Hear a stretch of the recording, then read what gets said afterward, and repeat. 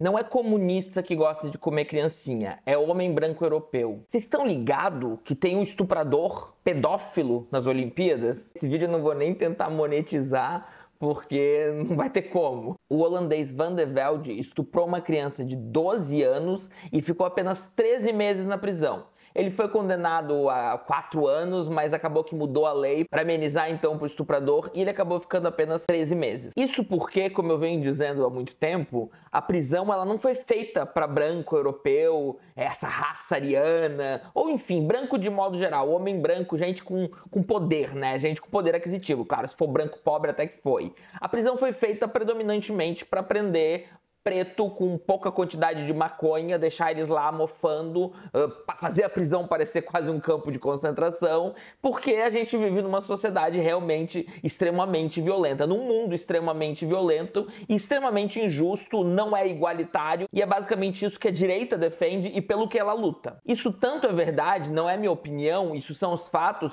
que você não tá vendo um ai da direita, você não tá vendo a direita preocupada com a existência de um estuprador pedófilo nas Olimpíadas. Você tá vendo a direita preocupada com o quê? A direita preocupada com uma mulher intersexo. Algo que até ontem, então, até antes das Olimpíadas, eles nem reconheciam. Eles vinham com esse papo de que só existe macho e fêmea. Você que está chegando agora no canal, eu sou o professor Daniel Cidade, bacharel e licenciado em filosofia, mestre e doutor em filosofia política e ética. Eu queria convidar você a se inscrever no canal, deixar aquele like maroto e ativar o sininho. Quem se tornar membro do canal ou contribuir no Apoia-se, pode me mandar um e-mail, porque a gente tem um grupo de apoiadores do canal no WhatsApp. Aproveito para agradecer quem já está contribuindo e convidar vocês a me seguirem no Instagram e no TikTok. Isso fica muito claro porque a gente tem uma mulher intersexo, africana, Imani Khelif, que ganhou por mérito próprio, inclusive a própria adversária não tá fazendo nenhum chilique em relação a isso, estão tentando deturpar uma série de coisas para parecer que ela está, mas ela não está, ela aceitou que ela perdeu. A própria Imani Khelif já perdeu várias vezes para mulheres cis, então ela também é uma mulher cis, ela só é intersexo, que é uma coisa que até então o debate público meio que ignora, né, porque o negacionismo científico deles é muito grande, né, negacionismo científico também é uma pauta de direita, e eu acho que a gente precisa debater isso, né, não só sobre a hipocrisia tá clara, você tá vendo que eles estão bem tranquilos com a ideia de ter um estuprador, é capaz desse estuprador começar a ganhar cartas de amor, inclusive, porque isso aconteceu em outro episódio de um cara que matou 2 mulheres e ganhou mais de 4.000 cartas e foi lido como bonito, e isso gerou toda uma comoção geral da burguesia de direita do mundo, mas o meu objetivo é mostrar como todo esse discurso, né, então, de sexualidade, né, ele serve para uma coisa só, que é pânico moral. Inclusive, boa parte da história da sexualidade de Foucault é mostrar como a sexualidade se torna algo que se prolifera muito no debate público, justamente porque ela serve tanto para o poder disciplinar, para disciplinar corpos,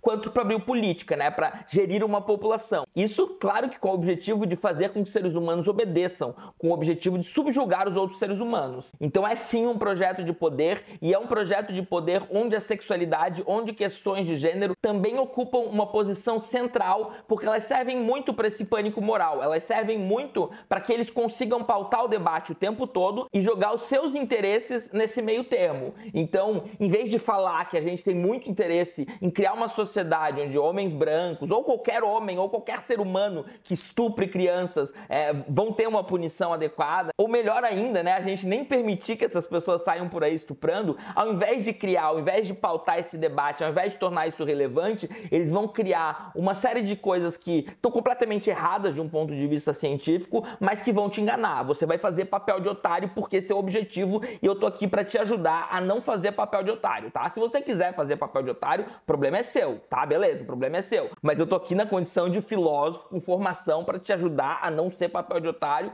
Eu acho que, inclusive, nessas reflexões pós-modernas, inclusive, tá? Porque a compreensão da biologia e a pós-modernidade andam juntas. Se você compreende o que é a biologia, o que é a teoria da evolução evolução ou da adaptação das espécies, como eu prefiro, você eventualmente vai se tornar pós-moderno, porque a gente tem uma leitura muito moderna, então uma leitura muito equivocada de pessoas que não têm contato com epistemologia, não sabem o que é epistemologia, não tiveram aula de lógica e mais uma série de coisas. Então assim, eu tô aqui para trazer esse contato para você e para mostrar para você que a biologia ela é bem pós-moderna. Segundo a ONU, entre 0,05 a 1,7% da população são pessoas intersexo.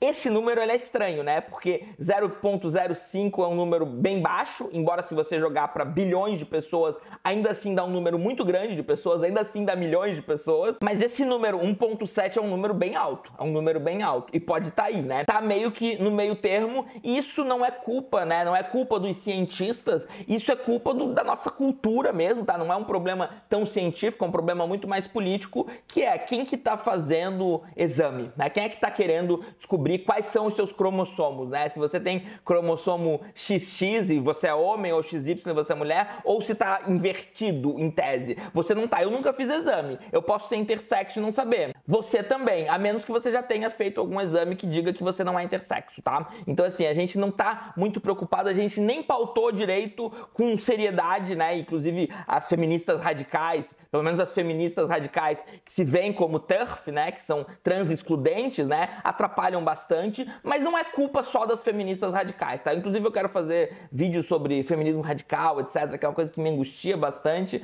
mas não é só culpa delas também, é culpa de toda a direita, é culpa de todo mundo que tá pautando esse debate, exceto as pessoas que realmente estão pautando corretamente. Então o que eu tô dizendo é que a gente invisibiliza esse tipo de coisa, exceto quando é para espalhar ódio, né? A gente já fez isso em 1996 com Ednancy Silva, que é uma mulher intersexo e que ganhou uma competição e que é direita também. Em 1996, eu já era vivo, eu era jovem, eu lembro bem vagamente disso, eu tinha 12 anos na época, mas que a direita também espalhou ódio, só que naquela época não tinha internet por tudo quanto é lugar pra gente sair por aí e debater isso. Agora tem. Basicamente, intersexo é a prova científica de que a própria biologia é pós-moderna, fluida e vida louca. Algumas pessoas podem nascer com bucetinha, ovário e cromossomo XY, que é o cromossomo que a gente diz que é o do homem. E o contrário também, pode nascer com piruzinho, com saquinho e cromossomo XX. Isso acontece porque essa questão do cromossomo ela é estatística. A maioria das pessoas que nascem com piruzinho tem cromossomo XY, a maioria das pessoas que nascem com pepequinha tem cromossomo XX. É só isso. Mas como a sexualidade está sempre em jogo, como ela desperta pânico moral, como ela desperta discurso de ódio, como a gente vê o tempo todo, não só com essa questão do sexo, mas com a questão do gênero, com a questão da homossexualidade, com a questão de quem você ama. Se você ama errado para a direita, você tem que amar certo, você tem que amar pessoas do sexo oposto. Se você ama errado, você precisa sofrer ódio, você precisa morrer, você vai queimar no fogo do inferno e mais uma série de coisas. Então, como a gente tem toda uma direita que pauta o debate, que domina a política do nosso país, a grande maioria, a imensa maioria dos políticos da nossa sociedade são de direita, nunca existiu governo de esquerda, no máximo a gente coloca algumas pessoas de esquerda em algumas posições de poder e essas pessoas têm que passar o tempo inteiro, governar o tempo inteiro fazendo concessões para a direita. Então, como o que pauta o debate é esse ódio, é esse negacionismo científico, isso não aparece pra gente. E mais complexo ainda, existem pessoas que nascem com os dois órgãos genitais, por exemplo, tá? Nascem com o peru e com a pepequinha. O que não te conta é que a gente tem um histórico de mutilar essas pessoas, de forçar essas pessoas a assumir um gênero ou outro. Muitas dessas pessoas nem querem. Essa pessoa pode entender, não é nem que eu sou não binário, é que eu realmente não sou macho nem fêmea, porque eu nasci desse jeito e eu me entendo desse jeito e eu sou um intermediário entre macho e fêmea e o choro é livre. E essa é a única postura cientificamente correta. Qualquer coisa além disso é negacionismo científico e eu tô aqui pra mostrar isso pra você e eu sei que você não vai me trazer um argumento científico pra me refutar, inclusive eu desafio qualquer um a me refutar. Então o que a gente tem politicamente é um histórico de mutilação, é um histórico de violência, é um histórico de normalização. O Foucault já fala disso também, tá? Na época usava-se o termo hermafrodita, ele tem um texto sobre Herculino e Barban, que é um texto um pouco complexo, mas que ele traça um pouco também a história disso, né? De como a gente lida com essa questão, então, do hermafrodita, que hoje a gente chama de intersexo, e como é poder, é muito relação de poder, não tem a ver com ciência, tá? Se você quer ser científico, você precisa entender que a sexualidade, não só o gênero, tá? Não só o gênero é uma construção social, isso tá claro, isso é senso comum científico, mas também o sexo, ele é espectral, tá? Não existe só masculino e feminino, existem várias combinações possíveis, existem pessoas que nascem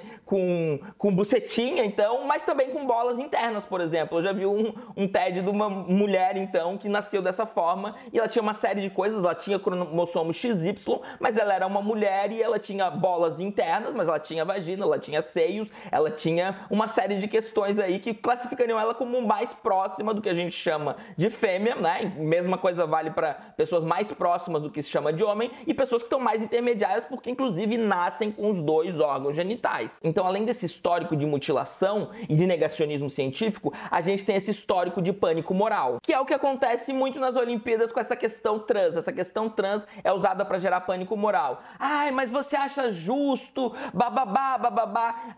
Deixa eu te explicar uma coisa, eu não sou especialista no assunto, tá, de essa coisa hormonal, como é que é, pessoas trans competindo, etc. Eu não sou especialista no assunto, eu não estudei, então eu não vou falar sobre isso. Mas na qualidade de pessoa que tem mestrado e doutorado em ética, tá, meu mestrado e doutorado foi ética e filosofia política, eu posso garantir pra vocês que as pessoas que entram nesse debate não estão preocupadas com justiça. Porque se elas estivessem preocupadas com justiça, né, primeiro que elas estariam falando do branco europeu pedófilo estuprador.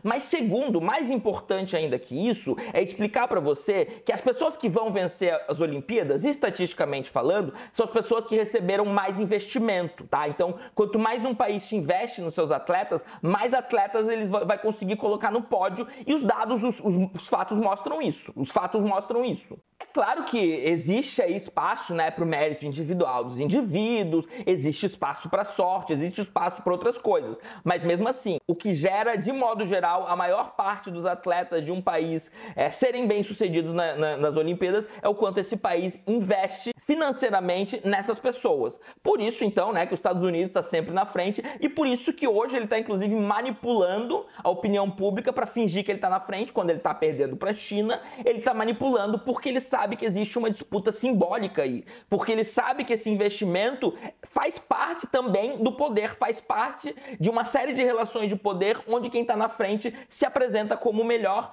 quando na verdade não tem meritocracia nenhuma nisso, é só investimento. Então, se essas pessoas realmente estivessem preocupadas de que os atletas que vão para as Olimpíadas estão competindo em condições justas, elas estariam falando de classe, elas estariam falando de quanto investimento que cada atleta está recebendo, e elas estariam revoltadas porque, né, as pessoas vão muitas vezes de países que elas quase não têm investimento, que elas, sobre condições precárias, elas estão lá, e na verdade elas têm muito mais mérito do que outras pessoas que têm ali tudo dado de mão beijada porque o país investiu bastante, o que eu acho certo, o que eu acho correto, mas você está entendendo que as pessoas não estão, nem quando elas trazem esse debate, elas não estão preocupadas com justiça, porque se elas estivessem preocupadas com justiça, se elas estivessem preocupadas em eliminar a coisa que mais torna a competição injusta, elas estariam querendo, então, lutando por uma Olimpíada onde todo mundo vai receber o mesmo apoio financeiro, onde todo mundo vai receber as mesmas condições materiais e vai competir em igualdade. Isso, é claro, é impossível, né? Ou pelo menos muito difícil, especialmente no mundo capitalista onde a gente vive.